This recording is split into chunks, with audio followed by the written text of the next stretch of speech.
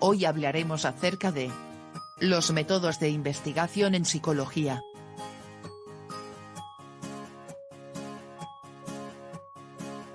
Tradicionalmente la metodología como opción de investigación transcurría por dos opciones. Primero, el método cuantitativo depende en gran medida de números, datos y estadísticas. Y segundo, el método cualitativo se encarga de recopilar información relevante sobre un tema determinado. Además de los criterios ya mencionados, tenemos los siguientes métodos de investigación: método experimental, método observacional, método de cuestionarios, encuestas, test, método correlacional y método clínico. 1. Método experimental. Implica la observación, manipulación y registro de las variables que afectan un objeto de estudio. Sus características son: es un trabajo en laboratorio, con condiciones controladas. Se utilizan aparatos de medida. El primer laboratorio de estudio de la psicología experimental fue fundado en el año 1879 por el psicólogo alemán Wilhelm Wundt. Los pasos de este método son: plantear un tema de investigación. Después, plantear una hipótesis. Dentro de la hipótesis nos encontramos con dos variables. La variable dependiente, por ejemplo, la atención que se presta en una clase. Y la variable independiente, la temperatura que hay en una clase y condiciona la atención. 2. Método observacional. Consiste en recoger información a través de la vista y el oído. Además tiene el propósito de investigar las modificaciones que se producen en el transcurso del desarrollo, en condiciones ambientales naturales, renunciando relativamente a un control sistemático de los factores que influyen en los resultados. 3. Método de cuestionarios, encuestas, test.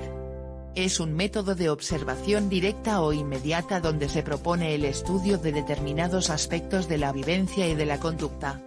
A su vez ayudan a crear posibles escenarios hipotéticos que se le presentan a los participantes, obteniendo respuestas de cómo reaccionarían en la respectiva situación. 4. Método correlacional.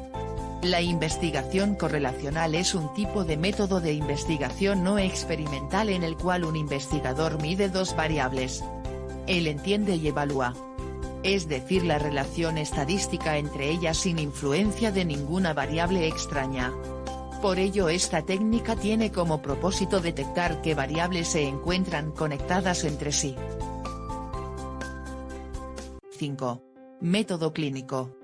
Es el conjunto de técnicas que tienen en común producir informaciones concretas sobre una persona o la situación que plantea un problema, o revela la existencia de un sufrimiento.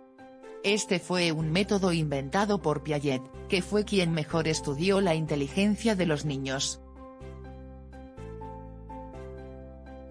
Recordando a Jean Piaget 1896-1980. Fue un hombre estable, no viajaba mucho, sino que vivió muchos años en Ginebra. No le gustaba trabajar en grupo, y solo lo hacía con una colaboradora con la que se casaría. Trabajó casi hasta su muerte, la cual le llegó muy tarde. Piaget donó su cerebro a la Universidad de Medicina, y unos estudios demostraron que no había envejecido como un cerebro normal, era un cerebro bastante joven a pesar de los años que tenía. Las aportaciones de Jean Piaget a la psicología. Contrario a las aportaciones anteriores, se definía la inteligencia como lo que miden los tests.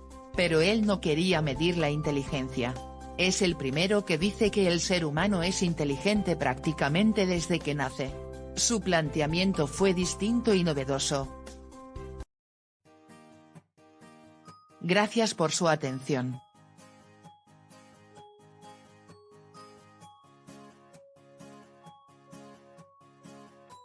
Elaborado por Juana Porcela Durán.